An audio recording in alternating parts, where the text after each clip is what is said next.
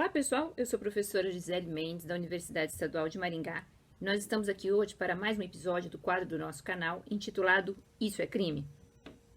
Pois é, o Isso é Crime dessa semana, ele vai tratar de uma notícia que chocou o Brasil agora nesse final do mês de janeiro de 2023, que foi a descoberta de que o povo indígena Yanomami, que habita territórios ligados a Roraima, o estado de Roraima e ao norte do Amazonas no nosso Brasil e também outros países, né, fronteira com Venezuela e outros mais, estava em condições de penúria extrema desde o início do governo Bolsonaro, desde cerca de 5 anos atrás, passando por uma situação de miserabilidade, de fome, de desnutrição, de malária, de doenças infecto-contagiosas, de falta de atenção, de alimentos, enfim, de tudo.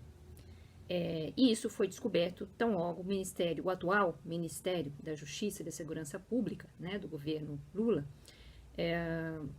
teve contato com essa população indígena, com esse povo originário. Na verdade, existe um ministério do governo Lula que é ligado à proteção e à atenção aos povos originários, né, que ministra a Sônia Guajajara.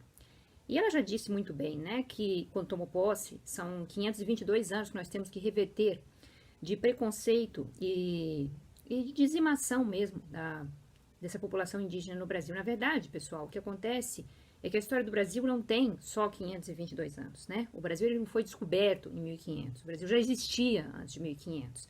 Na verdade, aqui já habitavam esses povos originários, a população indígena especialmente, e o Brasil foi usurpado pelos portugueses, pelo povo europeu, dessas pessoas, desses indígenas. Então, o Brasil não existe desde 1500, a história não tem que ser contada desde então, porque já havia aqui uma cultura, uma população, já havia pessoas com uma história para contar desde muito antes de 1500, e toda essa cultura, essa etnia, essa nação indígena, ela foi literalmente usurpada das mãos desses povos originários com a chegada do branco europeu, que não só chegou, né, dizendo que descobriu o Brasil, que o Brasil começou a existir desde então, como dizimou, como realmente acabou francamente com a existência, as condições de existência desses povos, com doenças, com a matança irrefreada, com escravização, né, como também aconteceu com a população negra, aí já um genocídio promovido dentro dos próprios navios negreiros que trouxeram essa população da África para cá, para ser escravizada.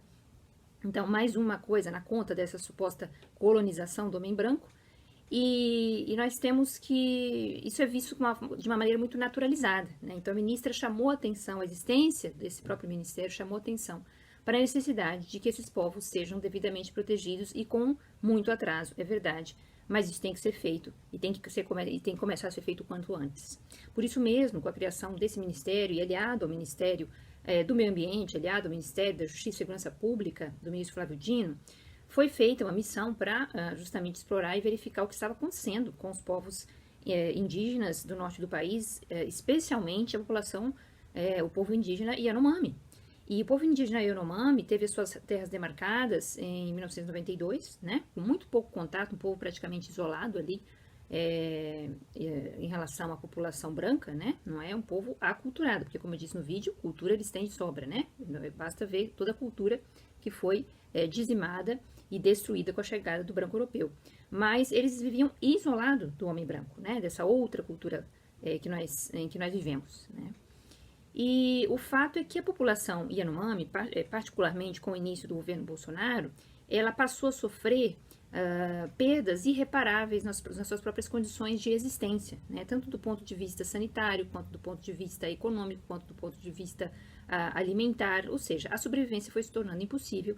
E esse povo, pelas condições que eu vou narrar um pouco para vocês agora, acho que todo mundo acompanhou as filmagens que foram feitas nesses territórios indígenas, eles estavam em condições subhumanas, em condições de morte iminente, não é? Havia ali adultos, idosos, completamente esqueléticos, crianças que eram pele e osso, com cabelo muito raro, sinal de desnutrição, crianças que não tinham alimentação adequada, que não recebiam remédio para malária, que é uma doença comum ali, cerca de 10 mil crianças subnutridas com peso abaixo da média, ali vivem cerca de 13 mil crianças. Os remédios não chegavam também, de certa forma, porque houve um veto da ministra dos Direitos Humanos, da Mulher, da Família e dos Direitos Humanos, da Damares Alves, a que esses remédios e a atenção ao coronavírus e o combate ao coronavírus durante a pandemia que pegou ali também o governo Bolsonaro, fosse levado até a população Yanomami. Ela pediu que isso fosse vetado pelo próprio presidente, e o presidente, com suas falas, o ex-presidente, felizmente, Jair Bolsonaro, com suas falas, dizia, entre outras coisas, que o povo indígena, ele queria mais que o garimpo ali entrasse, né, para poder se tornar rico, né, que não podia ser uma população pobre em cima de um solo riquíssimo. Mas, no caso, a exploração aconteceu, e o garimpo ilegal e também o desmatamento aconteceu por parte de outros, né, de terceiros, do homem branco. Isso é dizimar também a cultura Yanomami, né, promover o garimpo ali, além de todas as questões sanitárias e de existência de humanidade que o garimpo pode gerar. O barulho dessas máquinas provocando, afugentando os animais que eram objeto de caça dos Yanomami, o mercúrio nas águas contaminando essas crianças, contaminando essa população, o próprio fato de os garimpeiros impedirem que essa ajuda chegasse, e essa ajuda ter sido realmente não dada, né, omitida pelo governo federal, como a gente já falou, vetada pelo governo federal, seja ajuda em forma de medicamentos, seja ajuda alimentar, seja o transporte de equipamentos, né, para que eles pudessem ter assistência de todo tipo, de toda ordem. Então, enquanto isso ia acontecendo, o desmatamento ia sendo promovido, né, a área mais que dobrou a área do garimpo e do desmatamento ilegal, né? Então, calcula-se ali que são mais de 2.000 hectares em que esse garimpo agora aconteça, quando no começo do governo Bolsonaro não era assim, né? O território onde o garimpo acontecia era menor, e vários ministros foram autorizando que isso acontecesse. Augusto Heleno também, que era chefe do Gabinete de Segurança Institucional, permitiu que o garimpo chegasse ali a poucos quilômetros, 10 quilômetros do território indígena Yanomami. O ex-ministro Ricardo Salles, né, acusado também de transportar ilegalmente, sem autorização, garimpeiros em aviões da Força Aérea Brasileira, e já falamos da ministra Damares Alves, e claro, o próprio Jair Bolsonaro, permitindo que essa atividade, o seu espaço fosse duplicado, e a quantidade de minério extraído, de ouro e outros elementos químicos fossem extraídos do solo. Algumas falas do ex-presidente, elas são notáveis, né, e nós podemos remarcar aqui para mostrar, então, a responsabilidade que ele pode ter. A primeira, que é bastante chocante, é a seguinte: disse o ex-presidente Jair Bolsonaro: o índio mudou, está evoluindo, cada vez mais o índio é um ser humano igual a nós. Jair Bolsonaro em live no dia 24 de janeiro de 2020. Como assim o índio é um ser humano igual a nós? Acaso ele não é um ser humano igual a nós? Para ele não, né? Fica muito claro que não. A primeira parte da frase também é chocante, né? O índio, ele quer evoluir, né? O que significa evoluir? Evoluir é ter contato com o garimpo ilegal, com o desmatamento, é deixar de receber medicamentos e alimentos, não é? E desde quando o índio não é uma pessoa, gente, né? Isso é uma condição de indignidade que ele atribui ao índio, desde o começo da sua fala. Outra coisa também marcante, e aí historicamente ainda mais aberrante, que é o seguinte, frase atribuída ao ex-presidente Jair Bolsonaro: a cavalaria brasileira foi muito incompetente. Competente, sim, foi a cavalaria norte-americana, que dizimou seus índios no passado e hoje em dia não tem esses problemas em seu país. Bom, isso ele disse enquanto deputado federal na Câmara dos Deputados no dia 16 de abril de 1998, né? A mesma pessoa que governou o Brasil nos últimos 4 anos, com essa mentalidade, né? E aí nós temos a chegada do governo Lula, né? O presidente Lula, os atos que ele tem feito de atenção humanitária são louváveis, não só porque são obrigação de qualquer governo também, né? Mas a criação do próprio ministério, a atenção, visitou os povos, o povo Yanomami essa semana, que se passou agora no final de janeiro, olhando a maneira como eles estavam sendo dizimados, né? Se percatando de que a situação era uma situação muito difícil, né, de uma penúria extrema, de uma gravidade muito complexa, e levando ali, claro, todo tipo de ajuda, né, humanitária, para que essas crianças imediatamente tivessem atenção médica, esses idosos, que eles tivessem alimentação adequada, que tivessem toda a ajuda humanitária possível por força do Exército Brasileiro, enfim, e assim pudesse começar uma força-tarefa, né, hospitais de campanha estão sendo montados para que eles pudessem ser resgatados da morte, né, dessa dizimação, porque realmente o fato que está acontecendo no norte do Brasil, no território indígena Yanomami, ele é escalofriante, né? E chamou a atenção já durante o governo Bolsonaro de entidades internacionais, da própria Corte Interamericana de Direitos Humanos, não só da Associação Brasileira de Proteção dos Povos Indígenas, mas também denúncias foram feitas perante a Corte Interamericana de Direitos Humanos e perante o próprio STF.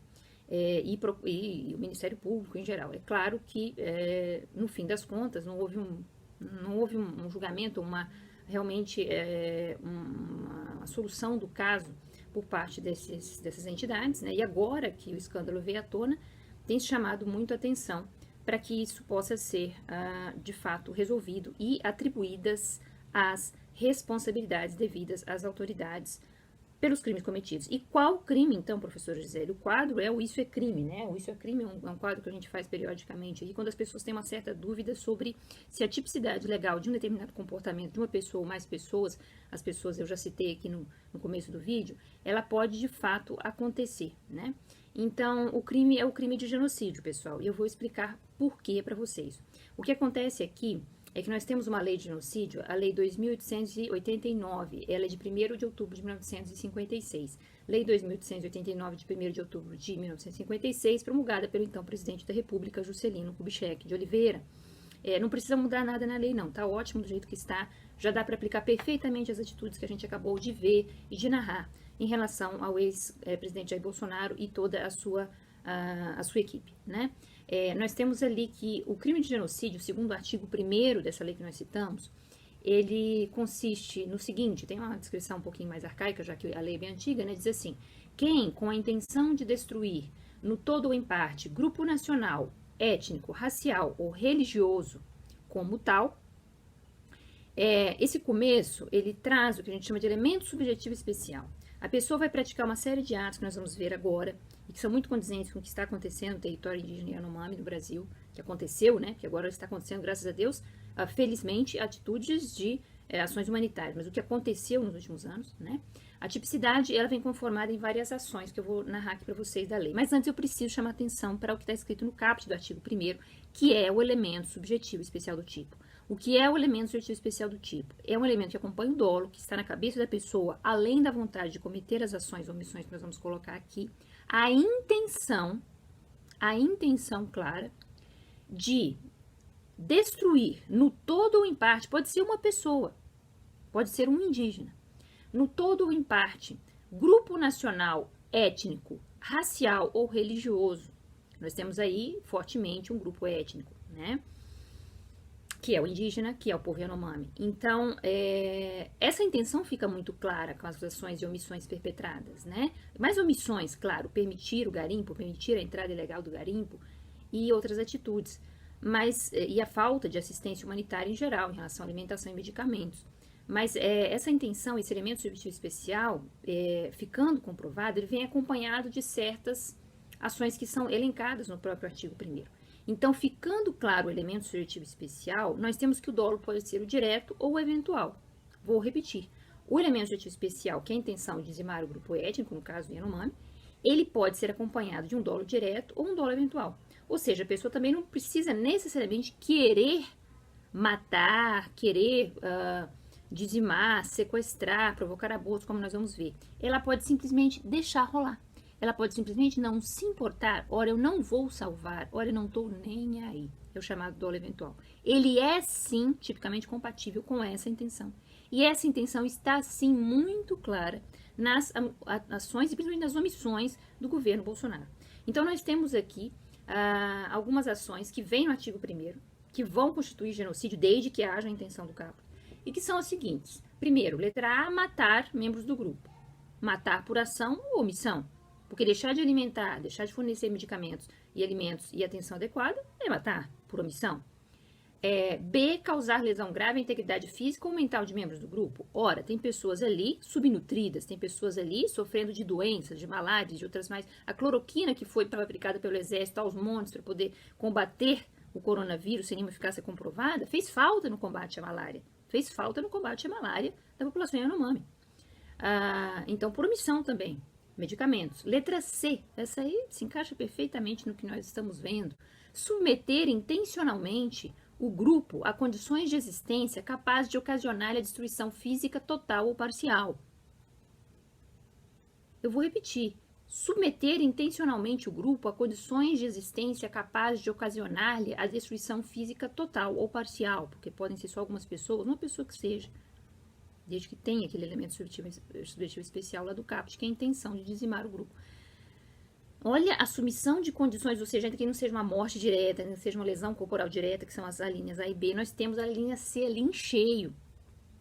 Que condições são essas de penúria, de garimpo, de desmatamento, de afugentar os animais que são caça e alimento dos próprios Yanomami? São condições que não oportunizam a existência de nenhum povo originário, né? E diz aí o presidente da República que o índio quer o garimpo e quer, o ex-presidente, graças a Deus, quer ficar rico, né? Então são falas assim que calam muito fundo no coração de quem entende que o índio precisa das suas condições de existência preservadas para viver como tal, como ele quer, como ele existe desde antes de 1500, né? Muito antes, como eu disse, o Brasil não existe desde 1500. Então, as falas do presidente, elas incitam esse tipo de crime, de genocídio, até porque ele é o responsável, como era o chefe máximo da nação até há pouco tempo, pelas condições de subsistência dessa população através dos seus ministérios, né? É uma missão da União, né? A sobrevivência dos povos originários, porque eles podem estar em diversos estados, então assim não é falha ou missão de governador X ou Y, mas sim do governo federal, não é? Então ele é o principal garante dessa condição, já vamos falar da condição de garantia. E aí existem também outras alíneas, né? Como por exemplo letra D, adotar medidas destinadas a impedir os nascimentos no seio do grupo, né? Por exemplo, provocar abortos dentro do grupo. Isso pode ter sido ocasionado, até porque mulheres subnutridas podem abortar mesmo, né? Sem atenção médica. E sempre por omissão, vejam só. E letra E, efetuar a transferência forçada de crianças do grupo para outro grupo, que aí não se tem notícia, né? Mas é uma forma também de genocídio. Eu não quero que o grupo prospere, o grupo étnico-racial. Então, o que eu faço? Eu tiro crianças, que são aqueles jovens que um dia vão crescer e compor o grupo, eu tiro crianças do seio do grupo e levo para outro. Aí elas vão estar, ou para a população branca, que se diz, né? Branca. E aí eles passam a ter contato não mais com a sua etnia. E com isso eles estão alijados de crescer dentro da sua população originária. E essa população originária vai acabar sendo dizimada, né? Por falta de crianças que cresçam e que continuem a sua cultura. É uma forma também de provocar genocídio. Isso tudo que eu acabei de ler para vocês é genocídio, gente. Me digam se é ou não o que está acontecendo, o que aconteceu no norte do Brasil, em Roraima, com a população Yanomami. Bom, aí vem as penas. Como são muito variados, né, os atos são muito variados, nós temos penas ligadas a determinadas ações do Código Penal que equivalem ao genocídio, sem esquecer o elemento objetivo especial da intenção de dizimar. Então, o crime, esse do artigo 1º, é chamada lei penal incompleta ou imperfeita. Não é uma lei penal em branco, porque a lei penal em branco tem a sua descrição referida a outros elementos normativos. A descrição é perfeita e a gente já viu, né? Tá tudo certinho em relação ao tipo penal. Mas as penas, né, a sanção penal, elas não estão descritas diretamente na Lei 2.889, porque ela é uma lei incompleta ou imperfeita que remete a outras penas do Código Penal, já que as ações são muito variadas e vão desde um homicídio, passando por outras coisas mais, nós vamos ver, um aborto, a gente falou sequestro, então não tem como também jogar uma única pena de genocídio, porque ela poderia ser desproporcional, alta demais ou baixa demais, para aquilo que a pessoa, né, cometeu, né, segundo o que ela fez, ela vai ter penas maiores ou menores.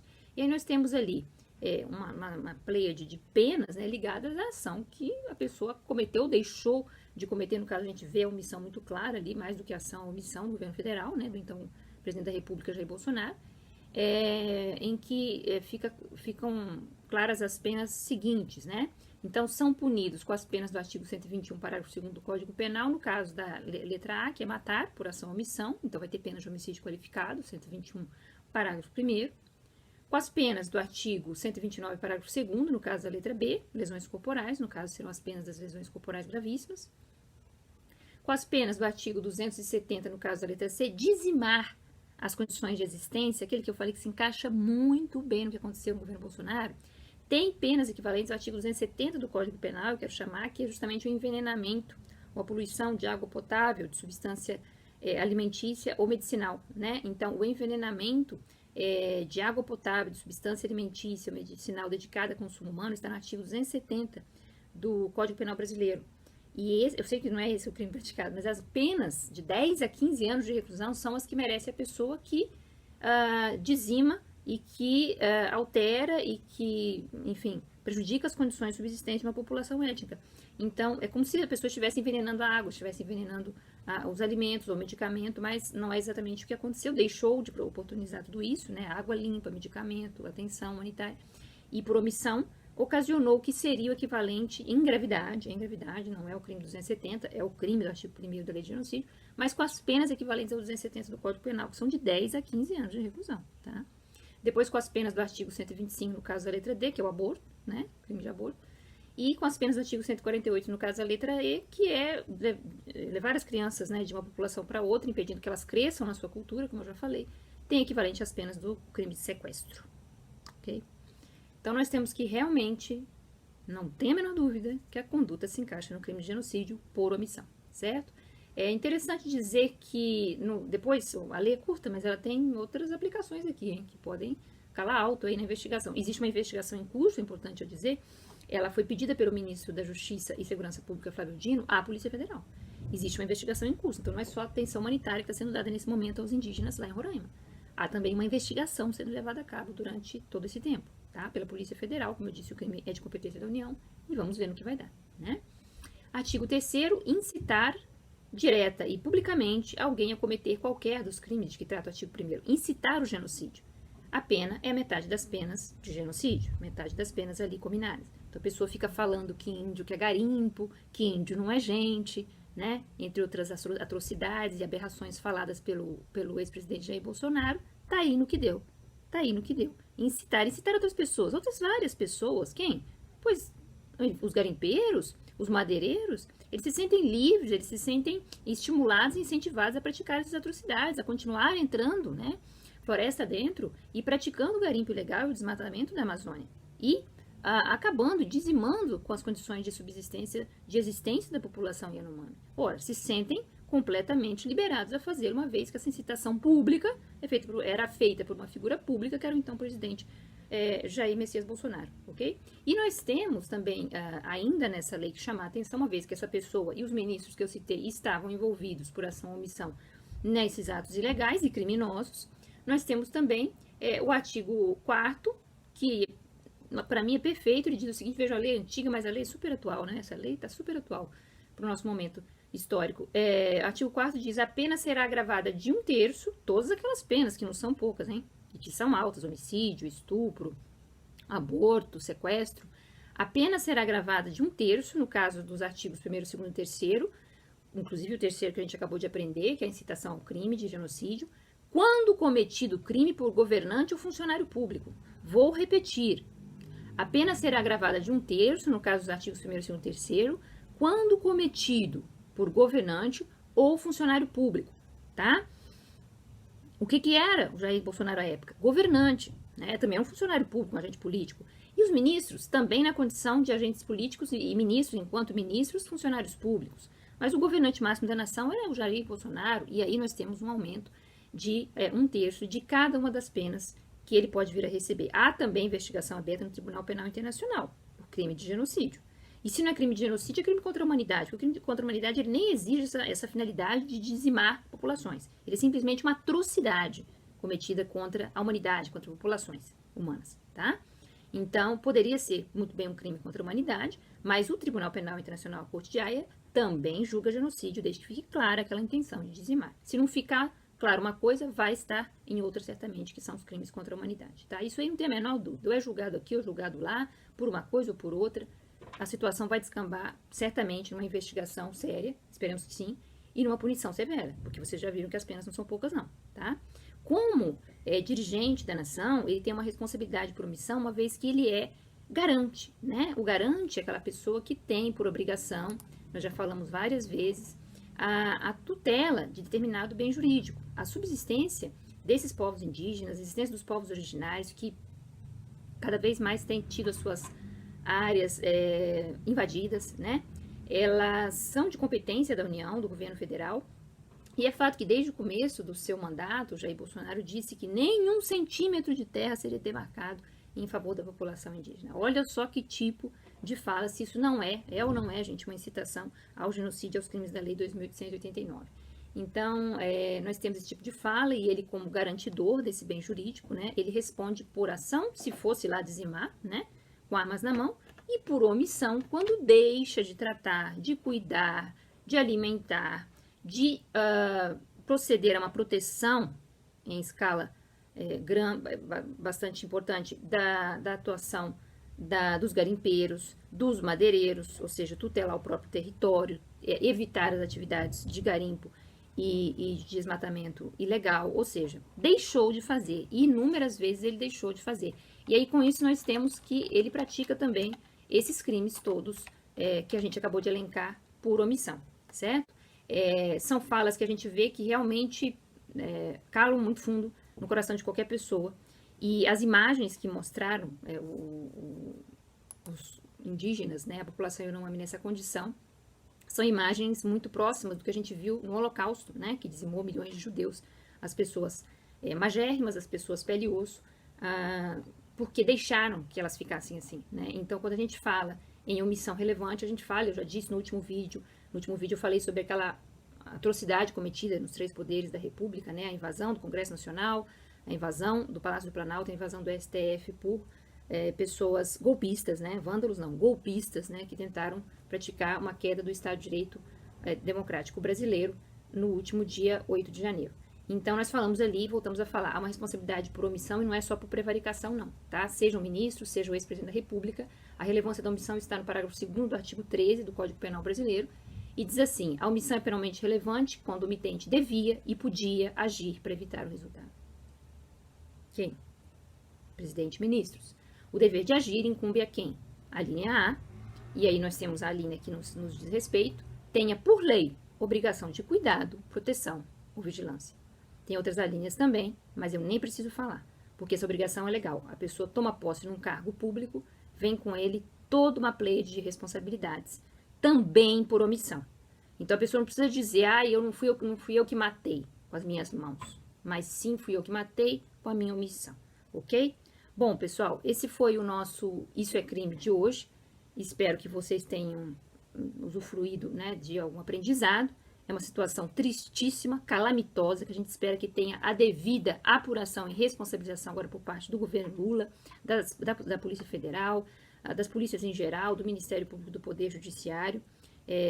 As falas do presidente da República que eu trouxe aqui já deixam muito claro qual era a intenção dele, né? E a omissão penalmente relevante que eu acabei de narrar faz com que o comportamento se encaixe perfeitamente na lei de genocídio, né? Hoje nós temos um presidente que o presidente Lula fazendo essas investigações, a gente lucra só de ele não fazer falas misóginas, racistas, homofóbicas, machistas, como fazia o ex-presidente da República, e com aquelas falas incentivava esse tipo de atrocidade que nós estamos vendo que acabaram de ser cometidas e que esperemos que não sejam mais. Muito obrigada e até a próxima.